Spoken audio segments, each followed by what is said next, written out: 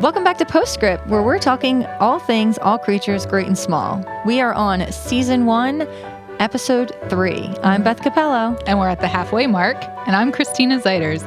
There's so much to talk about with this episode that I think we should just dive right in. So I'm feeling really sad. So how are you feeling? Downright depressed. This was a rough one. An emotional roller coaster. Yeah, this is my second time watching it. And when I saw that it was only episode 3 where this came in, I was just like, oh my gosh, they hit us early. I forgot how early they hit us in this season. Emotional roller coaster, jaw drop, so much. Tears. I was like chilling back at first, and then all of a sudden on the edge of my seat, yes, freaking out. So absolutely freaking out. So this was a rough one. We're all with you. It was super sad, but there is a theme, an underlying theme here of people taking care of each other and taking care of animals the best they can. So that's the silver lining. There is some niceness here. So let's just dive into the recap. The episode opens with Tristan coming downstairs in his PJs, and he is for some reason trying to hide from Farnan. I think he's just trying to slack off. I think so too. I can't think of any other reason.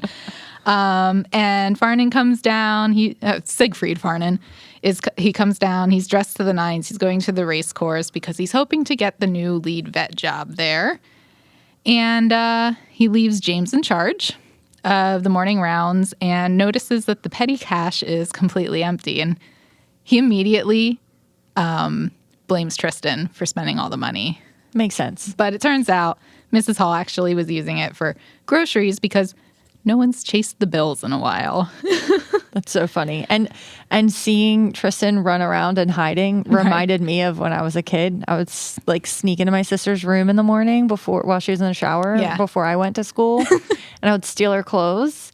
And then I would put them under a hoodie and sweatpants. And then I'd have her clothes underneath. And she would yell at me. Right. Because she knew something was missing. Oh, later. All the time. She would put little booby traps up. She'd put a piece of paper in the door so that when you open the door, the piece of paper would fall. I'd have to find where she put it to put it back. This? So strategic. Examine it. She would get before so you mad. Go in there. Yep. So that whole hiding thing and being oh, no. I'm going to get caught. I was in the feels. It was right there. I was in the moment. I felt the stress.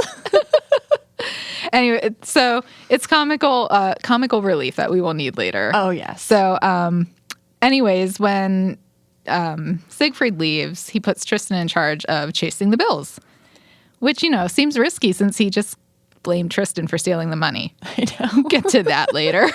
I know you may have spent the money, but go get it. Right. And Seigfried puts Mrs. Hall in charge of keeping an eye on Tristan, too. Mm-hmm. So she's keeping an eye on Tristan to make sure he doesn't, spend all the money. But she gets distracted in the market by Helen and Jenny. Anyway, so James leaves for the morning rounds. There's a standoff at the bridge with Helen's... Well, we don't know what he is exactly. We know that they're together. So there's a standoff. It's real awkward. They both back up to let the other one go. It's just real awkward. It was really, really funny. It was funny to watch. Oh, James sorry. Oh, sorry. James is why is this guy so nice? Just go. And so they finally pass each other. Everything's fine. Hugh's very nice. And Farnan is meeting... General Ransom, is that his name? Yeah, I thought that was a very interesting name, General Ransom. It's in the show notes. I didn't catch it. Farnan is meeting him because he's the big boss at the race course. And Seigfried really wants this job. Hugh is vouching for Seigfried, even though Seigfried is saying that a horse is a horse. And this isn't going over well with the lead boss. He thinks racehorses are particular. They're better, I guess. He thinks a cart horse is just a worthless horse. Exactly. I don't know. They do the work. They have to be pretty darn strong. Right. But while he's there, a horse goes down. And Seigfried kind of gets this whole trial by fire like he put James through in the first episode. That's true. So Seigfried has to go out, diagnose this horse. He doesn't see any sign of sprain or fracture, but the horse just isn't getting up. And he said maybe he hit his head on the way down. And they try to lift the horse, and it doesn't work. So Seigfried's well, let's give him a moment to catch his breath. And the guy in charge, General Ransom, is like, let's just winch it off, which sounds really violent, but I couldn't do a quick Google and like actually understand what it means. But he's like, no. And he gets down, Seigfried gets down, calms the horse, reminds it to breathe, which is what I do with my Chihuahua Nolly. Like, remember to breathe. I have to do that to my dog too. And then they hoist it up again manually, and the horse gets up and just needed a minute. Right. The horse just needed a minute. Here. Like, he just fell down. It's very stressed out. Exactly. And Seigfried kind of gives General Ransom a piece of his mind. And the general's not used to it. But Seigfried explains later that he just, he cares deeply for the animals. He always puts the animals first. And because people are the bother. Right. People cause all the bother. And we find out in the episode that Seigfried served in World War I as a vet, and he had to treat horses that were in the battle. And when the battles were over, they basically just shot the animals because it was cheaper to put them down than to bring them back, which... so sad. Yeah, that one... Seigfried loves animals. That wouldn't go over well. So he feels like he's repaying a debt every time he helps a horse. And so he's very passionate about horses. But we're going to jump into the market. And Mrs. Hall is spying on Tristan. Tristan is trying to chase the bills, and everyone's like, no, I don't have any money. And he's like, conveniently, you're at a market, so you must have some money. Yeah. He's doing like half good job. Like, right. He's getting it, trying. sometimes he's not. Right. But then he notices one Mr. Dinsdale going into the bar. And crazy. He follows him into the pub. And he's like, fancy seeing you here. I thought you didn't have any money. And... yeah, so he's into the pub, and we meet a cute girl, and they kind of make eyes and flirt with each other a little bit. And she reminds him that, like, the pub's a great place to collect money because wallets get loose. Like, get looser, I guess is the term. Oh, yeah. Once you get a drink in somebody, they're just, here's the money. They'll give you your money back.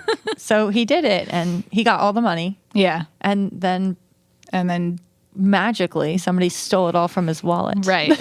Right. By buying drinks. For everyone. For everyone. Way to go, Tristan. But this all happened because Mrs. Hall took her eyes off of him because she found Jenny and Helen in the market. And exactly.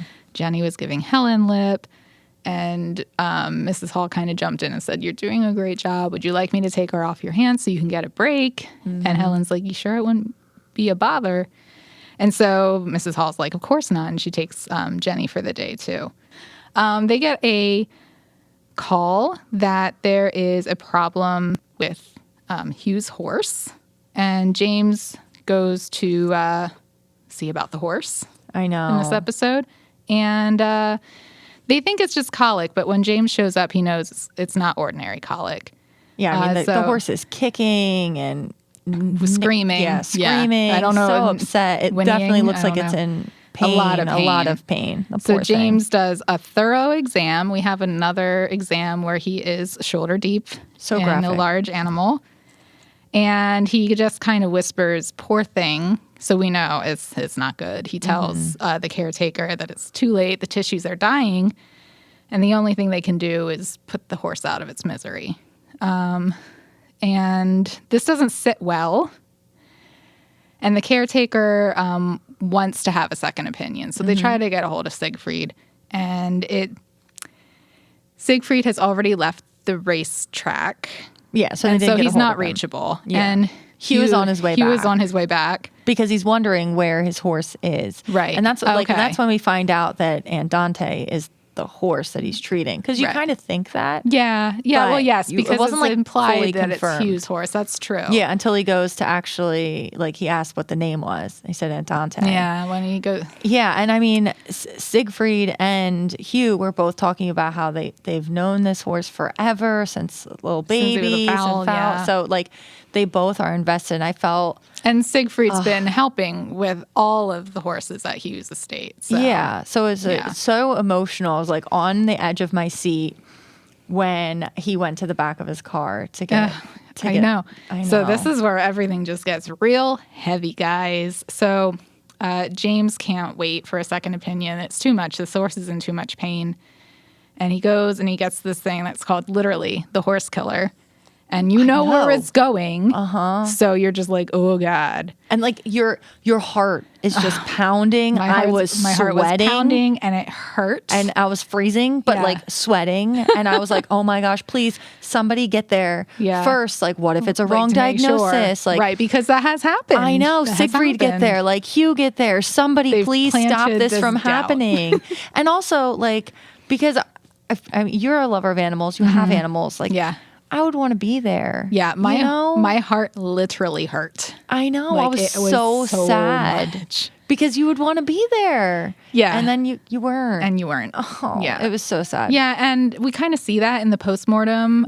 Hugh wants to be there. He owes it to the horse. So that's our other cue that, like, Hugh doesn't see this horse as just a moneymaker. Like, so many people were basically just treating this horse like, well, do you know how much this horse is worth? Yeah. But Hugh wants to be there to see the exam and to, like, I guess have that closure. Yeah, because, and I think that was also brought up when he went to go see Seigfried and he was yelling at him about James killing his horse. Right. And Seigfried, this is the first he's hearing of it. Right. And he's like, well, and it was great to hear him like, you know, if that's the diagnosis, I agree with it 100%. Right. Well, and he kind of implied that, of course it is. Like, James knows what he's doing. He did stand up for James, which I thought was really, really great. Yeah. But then Hugh was saying that he should have been there for him.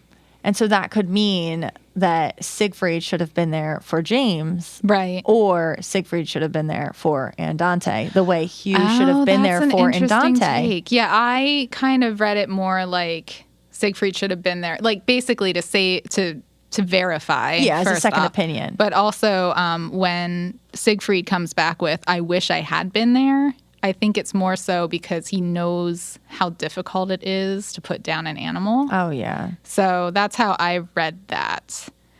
But anyways, he gets so many different ways, but anyway. So he gets the horse killer. And like, Nicholas Ralph is the guy that plays James. He's a great actor. Like, you can see his hands are shaking. I know. And he looks like he's about to just burst into tears, which I mean, is exactly how I would feel. Oh, yeah. And so he goes in. He knows what he has to do. Before he goes in, he asks what the horse's name is, and that's when we find out it's Andante. And he goes in, and he shushes the horse, tries to calm it. The men are holding him, and he says, this will be over soon, Andante. And it happens. Yeah. He puts him down. And it's tears everywhere. It's rough. This is when Hugh enters, and Hugh is furious because, I mean, his horse was going to compete in a race the next day and win. Right. And like, everybody thought he was everybody knew. And now he's dead. And he had no idea any of this was happening. This is in the time before cell phones, folks. I know. It's so sad. So Hugh gets in. He, like, wants to physically fight James. Like, he would too. Puts him up against the wall. I get it. He cares about this horse, and he says, get out now. And I think this is like, James leaves. He wants to get out. So he leaves, and he was kind of standing over Andante, and you can tell he's really grief-stricken. Like, I feel like everything about it's just very sad. I mean, he stops in the middle of the road and just breaks down. Yeah. I still had my jaw dropped, hands over my mouth, on the edge of my seat at that point. Oh, you're talking about James, yes. Yeah, and James went. Yeah, I mean, he's an incredible actor to be able to. Oh, yeah. Like, these animals are trained to act. So he's not actually putting down the horse, thank God. Like, I just reminded myself, like, this horse is fine. It's still alive. It's okay. But yeah, so this is like a really touchy moment because James is brand new and he tried to send a cow to the butcher just last episode. And there's this like doubt, like, did he make the right call? Should he have waited for Farnan? Should he have just waited and gotten a second opinion before? But this horse was just in so much pain and I don't think he could take it. Like, James just couldn't take it. His heart hurt too much. So anyways, Seigfried gets back from the race course and he's bragging to Mrs. Hall about how impressive he was, and he's so glad that she talked him into bringing on James because this means that he can take on this extra work. And Mrs. Hall's kind of disconnected. She's not bragging back like, yeah, I knew better. And he's like, what's wrong with you, essentially? And Mrs. Hall admits that she thought that she could help Helen with Jenny. Helen's concerned because Jenny doesn't want to do anything other than be on the farm. And Helen wants her to see life outside of the farm. So she feels like she hasn't really made an impact on it. And she said that, it's hard to have your sister acting like your mother. And Seigfried kind of jumps in and says it's no fun for the other party either. So we see this connection where Seigfried is obviously taking care of Tristan because he's the older brother. And it's that same dynamic with Helen and Jenny. So that was a nice little insight into our character development. But this is when Hugh comes and barges in and rats out James for killing his horse. And yes, Seigfried stands up for him. And Hugh lets Seigfried know that he's been advised to talk to a lawyer. And this is when Seigfried agrees to do a postmortem. Yeah. So just to be sure. And after Hugh leaves, Seigfried brings James in and asks how he's doing. And James is like, well, I'm trying to be okay. And he's like, are you sure about the diagnosis? Like, it couldn't be anything else. He's like, I don't think it could be anything else. And that's when Seigfried pulls a Seigfried and is like, you don't think it could be anything else? And we get this other level of doubt thrown into our faces. So in the morning, we enter Tristan. In the morning, Tristan comes and says he collected all the money, and Seigfried asks for it immediately because he knows his brother. He asks for the money. Money. Give it to me. Money. And Tristan just runs away.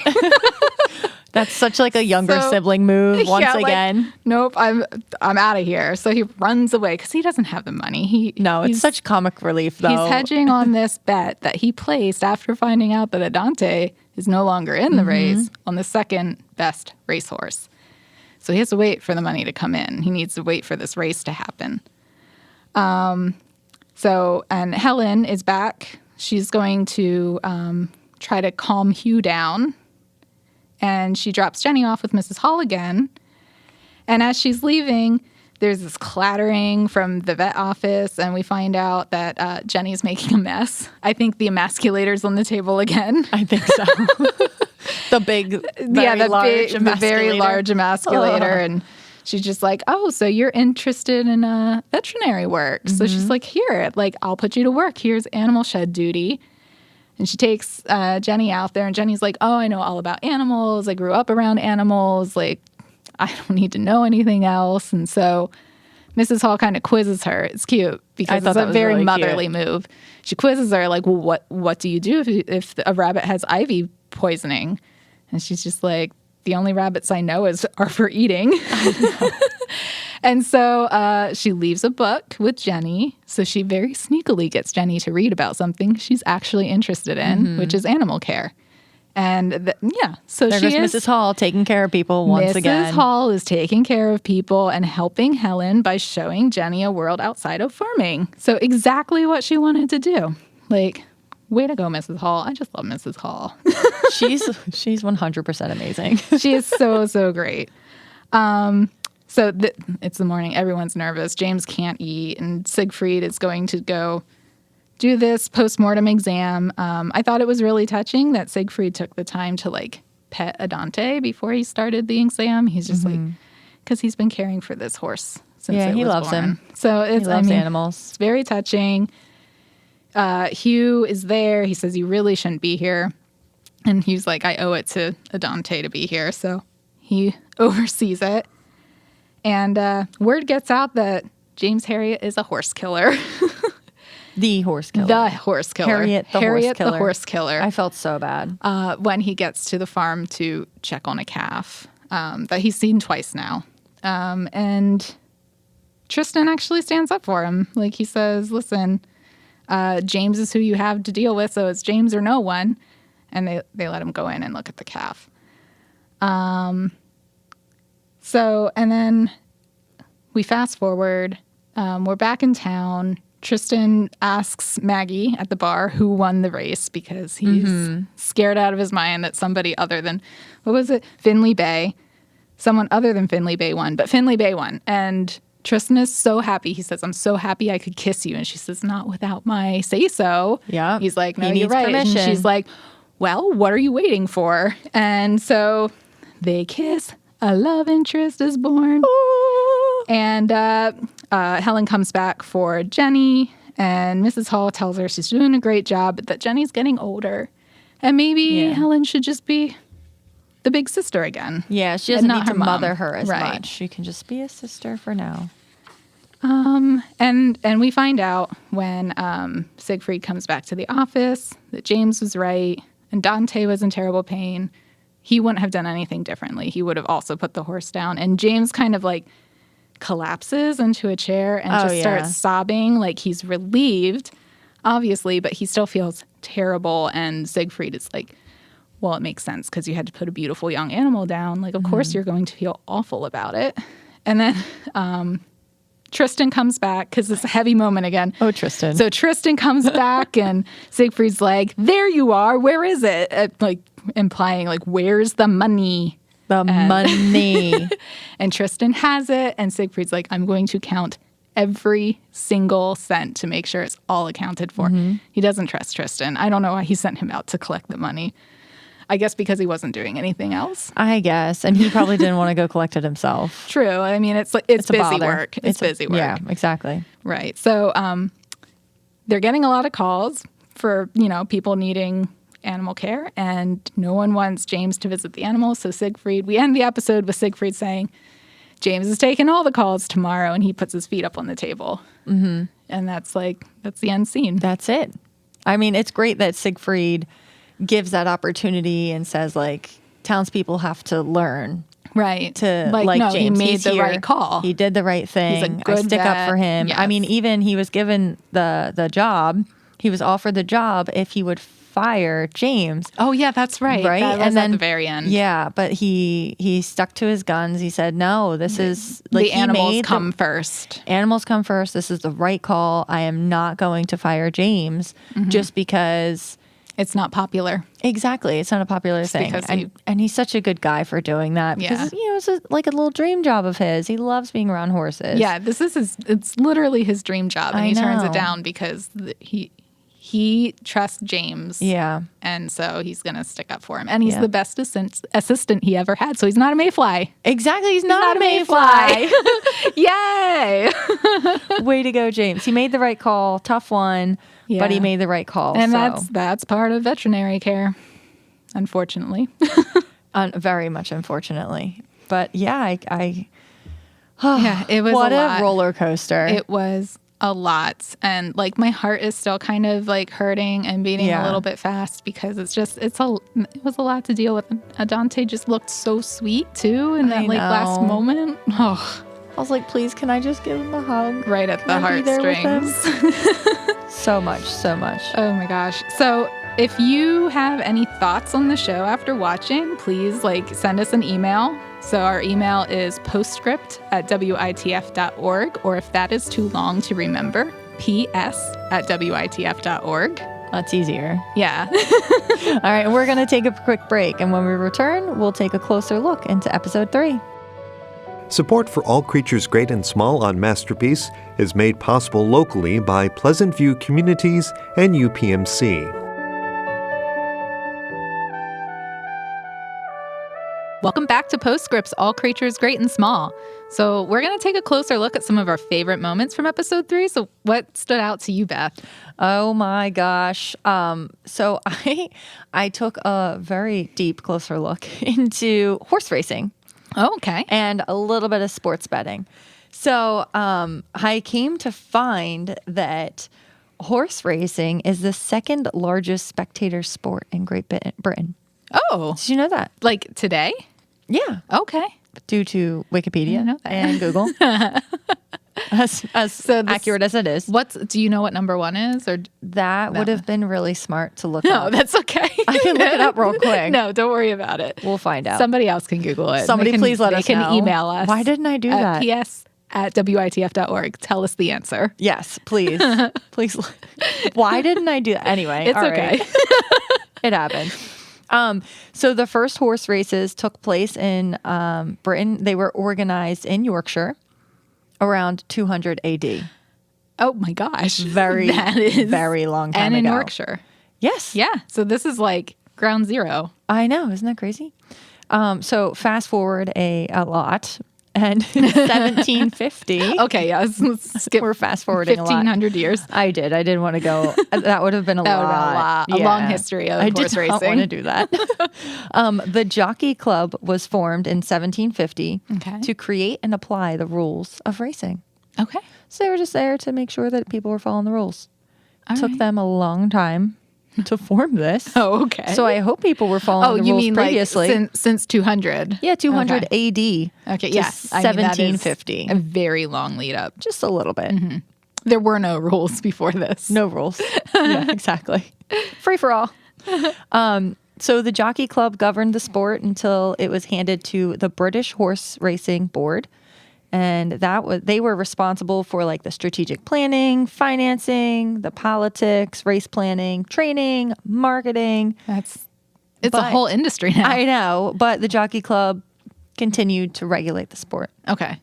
And then in 2006, it formed the Horse Racing Regulatory Authority to carry out the regulatory process, while it focused on owning 13 race courses. Sorry, I lost my spot in my notes. Okay. Also, that couldn't there were read the word. There's a lot of numbers happening right now. I wrote a little scratchy. Oh.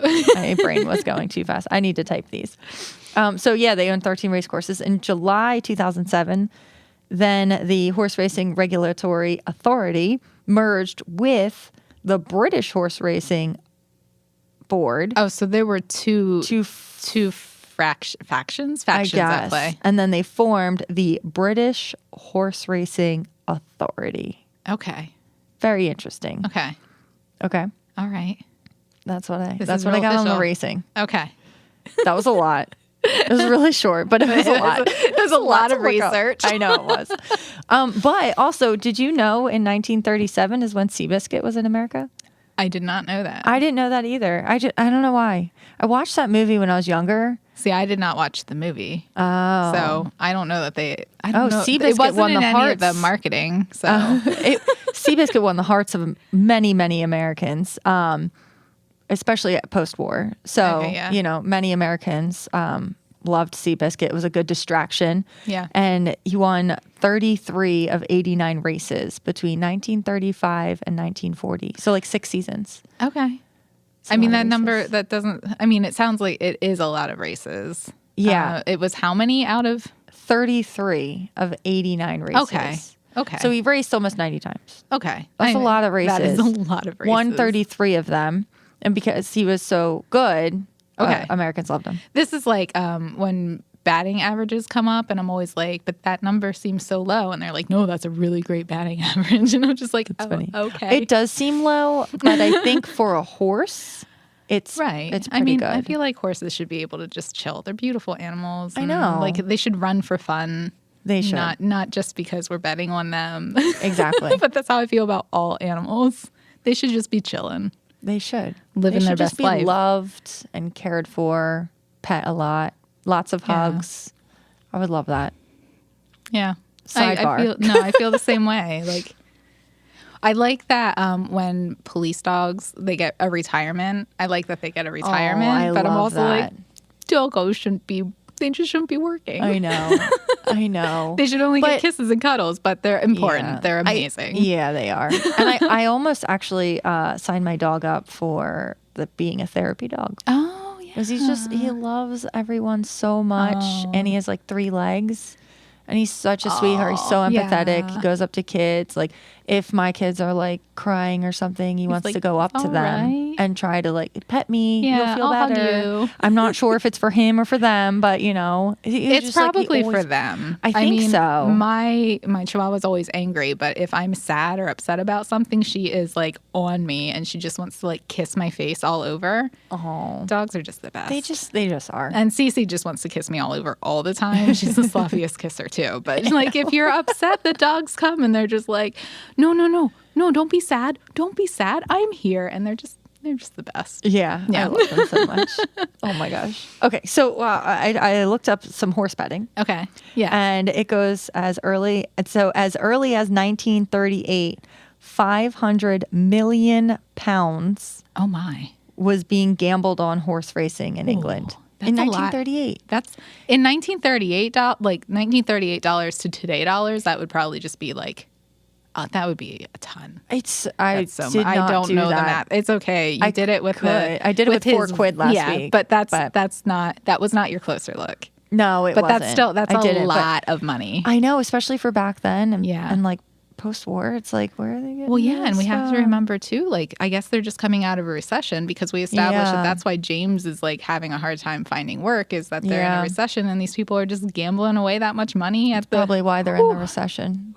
I mean, they're trying to get distracted, I guess, too, or just try to quick get a buck, that kind of thing. Try to get as like quick money. Right. Like Tristan did. Because he lost all of the money. He lost all of it. Oh my gosh. And now, so it says that I did see that betting shops weren't legalized until 1960. Okay. So what Maggie's doing, not so legal, I guess. Not great. Yeah, I guess. But they still did it. Right. I'm surprised that there is a legal way of betting, but I guess it's another form of gambling. And gambling is legal, so. Yeah, which always blows my mind. But like, so, I mean, especially because nowadays everything's online. You can just go to an app. It's so easy to lose all of your money. Yeah, I've never gotten into gambling. Like, if I spend $1 on a lottery ticket, I'm like, ooh, big spender. That's literally we go, how Maybe much I'll get cash? $5. Yeah, how much cash do we have? And if it's like $5, we'll go and play like the Powerball or something. But that's like it. And it's only when the Powerball's at like $400 million. When everybody's playing. And you have an even smaller chance of winning. Exactly, which makes absolutely no sense, because why do I need $400 million? $1 million should be fine. Yeah, I mean, it's good though, because you could give some of it away. Oh, it would. Oh, there would be a go lot away. I wouldn't know what to do with it. That's just way too much money. We're just going to put this money with the other money and just let it work its magic. Yeah. Yeah. I'd invest it for the kids. Yeah, they wouldn't have to worry about student loans. No, that would get be a bigger amazing. House. Yeah. I'd love to have a little bit of a bigger house. I would hire a housekeeper. Oh my gosh, I would need Mrs. Hall. I can't. Well, me and my fiance are both terrible at cleaning, so our house is just cluttered all the time. Like every horizontal surface is covered with like junk mail that we haven't opened and have not thrown away. We could use a housekeeper. That's what I would do with $1 million. That's so funny. I have such OCD that I like all my surfaces as clean as possible. I'll just invite you over. We'll just switch. So Christina, what was your closer look? So I kind of took a closer look at the different relationships again in the community. So this one was more aligned with like, how are people taking care of each other? Because that's the overriding theme in this episode, is like everybody has somebody's back. And sometimes they have multiple people's backs. Mm-hmm. So I'm going to start with Hugh standing up for Farnan, because that's like the first one we really get into. Yeah. So Farnan's interviewing for this job with this fancy man who thinks that racehorses are different than cart horses. General Ransom. And he's trying to like hold it against Farnan that he works on farm animals and not racehorses. Mm-hmm. And Hugh stands up for Farnan and says, listen, my dad would only trust Farnan to take care of the animals. I only trust Farnan to take care of the animals. So like, I'm backing him up. You can trust him. And he does that at the race course. And then he also kind of does it when he comes to visit Seigfried after Andante's put down. Where he gives them a heads up that, like, listen, people are saying I should talk to a lawyer. And that's when Seigfried's like, no, I'll come out. I'll do a postmortem. And once Seigfried does the postmortem and he says, no, that's what was happening. There was nothing else to do other than put this horse down. I mean, it seems like Hugh understands, and he goes off and, he's wounded about it and he's unhappy. But yeah. I think he trusts it. Yeah, he definitely trusts Seigfried. Seigfried's been there for so long with his horses, helping him out. Yeah. And he really trusts Seigfried's opinion and his voice. Yeah, there's clearly respect between the two. I mean, I don't know if Hugh is a big fan of James at this point, but probably not. James is also coming for his woman, so there might be a little more at play there. Very true. And then Tristan, we get to see this responsibility growing in Tristan. Like, Tristan is backing up James. Ever so slowly, the responsibility. There's like one tiny bit of responsibility somewhere. So Tristan backs up James when they go back to check on this calf that isn't walking well. And that's when she calls Harriet the horse killer. That's when that comes up. And she says, I only want Seigfried to look at this horse. And Tristan's just like, well, Seigfried's not available, so it's James or no one. And she backs down. Yeah, I felt really good about that because it's like Tristan's there for James. Yeah. You know, last episode they brought together their relationship. Right. And now it's like he's really got his back. Brotherly. It's a family. Yeah. You know, you got that family feeling. It's really good. It's really nice. He also kind of helps James get his mojo back. Yeah. And also, Tristan's like the only one that calls James Jim. So I know. So if I say Jim, I know. So when he said Jim, I was like, "What? Oh, I forgot." Yeah. So he gently helps James get his mojo back. He's like, "Hey, you're kind of losing the audience here. What do you got? What do you have here?" And he points out the chewed wood and the missing paint. And that's when James realizes that the cow is acting like it has lead poisoning. He goes, "Oh, the cow has lead poisoning." And apparently the treatment for that is Epsom salts. That was very interesting. Yeah, it was like I've never heard of it. Lead poisoning is so bad. Right. Like I have a specific, if your house is built before 1970s, I think, you need to have a specific paper that says your walls and stuff where your house was tested for lead because they used lead paint way back when. Right. And like now it's like huge. Like lead poisoning is so bad. And he's just like Epsom salts. Epsom salts helps like soothe the things. To cure lead poisoning. Very interesting. It's still used as a treatment according to the cattle site because I did a quick Google on it. So it's still that and vitamin B1. For lead poisoning. Yeah, to offset the symptoms. So that's there interesting. You go. That was my closer look within a closer look. I love it. And then we also have and Tristan also shows that he's not completely slacking off in veterinary school because he saw the lead poisoning. He's saw just like, the wood. Hey, by the way, look over there. He's chewing on the wood. Yeah. So that was, he did him a solid because he didn't take any credit for it either. That was amazing. Tristan is a good guy. We're slowly seeing him become grown. We also have Seigfried backing up James. I loved that one. Right. Well, I just did. He automatically backed up James. Like Hugh from comes the start. Right. And he knows nothing about it. He has no idea what happened. And he's just like, no, he's a good vet. I don't have any reason to doubt him. And then he brings in James and he kind of doubts him a little bit. But he doesn't let that known in front of Hugh, which I think solid, so nice. It's good. It's like keep it in the family, right? Like we'll deal with our own problems secretly, but privately. I shouldn't say secretly, but privately. Like Seigfried definitely keeps the boundary of he is my worker. Yeah, I hired him because of his skill. I know how good he is. I trust what he does because he sends him out on his own. He has to trust him. Right. So the trust is there. The family is there. The relationship is there. And it's great that he still does that and sticks up for James, even though he's known Hugh forever. He's known Hugh for such a long time. And James is new. But he still sticks up for him. Yeah. It's like, no, I trust what James said. And since you're bringing in a solicitor, we'll go and do the postmortem. And to have that is such a good feeling to have that with, with somebody you work with and your boss. Yeah. You live with him. It so could be really to be awkward. Yeah.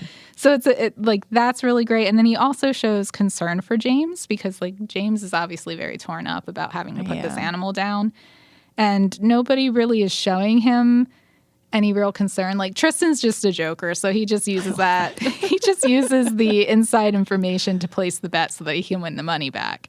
There's not really much, oh man, I'm so sorry, like an actual calming. It's just like, I'm going to go place my bet now. Mm-hmm. But quick thinking on his part. It was quick thinking. So quick thinking. Like, I'm going to bet on what's the second best horse? Put my money on that one. Yeah. So Seigfried also shows concern for James and he's been in the business long enough to know how difficult that decision is, even when it's the right one. And then we also have Mrs. Hall supporting Helen by taking Jenny for a day so that Helen can just have a break and relax for a hot minute, like take a break. When somebody gave me a break, like as a mom, I was like, thank you. And it's I'll great. Be back like, never. No, I know. Maybe I'll come back. But it's just good. You need a break for yourself. So it was really good. A nice camaraderie and, people looking out for people. Mm-hmm. Yeah. And she also backs up Helen by gently suggesting, like, listen, Jenny's coming up fine. She's older now. Maybe you can just be her big sister and take some of that pressure off of Helen to be the mother and, well, mostly the mother. Yeah. Because she's mostly the mother at that point. But yeah, so that's what I have. Also Seigfried backing up James. So at the end, Seigfried doesn't take a job because he would have to fire James. And like, that is solid. That was amazing. That is above and beyond. So yeah, so that's what I have. Like, that's your closer look. There's so many people coming together, and it's a community, it's a family. Yeah, and we talked about the roller coaster ride, the emotional roller coaster ride, but it was another episode of really building those relationships and showing the different family dynamics and the theme of just sticking up for each other. Yeah, the growing family dynamics. It's really, really nice to see it. You don't see that a lot in television anymore. Like, just people supporting each other. So it's just refreshing in general. It's really nice. It's very, I actually really like this show. Third episode in, I'm really loving it because it's refreshing. It's the people. It is. It definitely is. Yeah. And the writing is amazing. So, and we're halfway through season 1. We are. We're halfway there. I know. I can't believe it. This is insane. What are you interested in learning coming? Well, no, hold on. Yeah. You kind of know what's going on because you watched it a while ago. So what are you interested in seeing at the next episode should you not totally recall the next episode? I actually don't know what the next episode is off the top of my head. So that's kind of helpful. But I don't think that my heart can take another really deep, intense episode. And I don't think that that's where this is going. Pretty sure that it gets a little light and fluffier. I hope not, because if I didn't write notes during that, I would have been crying, like hands down. It was happening, and I was like, let me just write something down to get my mind off of it. Right. So it was really good. I'm like pretty interested to see if Tristan is going to stick around or if he's going to go back to school. Oh, that's a good point. And pass those last 2 exams that he failed. Because obviously he does know something about veterinary and care. he would be more of a help other than running around collecting money and losing the money and then winning it back through a bet. He could be useful and actually go back to school. Right. So, but we'll see. I feel like we're in it now. We are here. We are members of Darrowby. We are. We are the townspeople. I know. I am fully invested. I love it. Yeah, we're getting to the good stuff, and I love Farnan, both the Farnans actually, so much. So I can't wait to see what's in store for episode 4. Yes. So thank you, everyone, for listening. This podcast was produced by Amorós from WITF. I'm Beth Cappello. And I'm Christina Zeiders. Share your afterthoughts with us and tell us everything we got wrong about veterinary care. I know, right? At Postscript at WITF.org, and we'll see you next time. Woohoo! Bye! Bye. We'd like to thank Pleasant View Communities and UPMC for supporting All Creatures Great and Small on WITF. Thank you.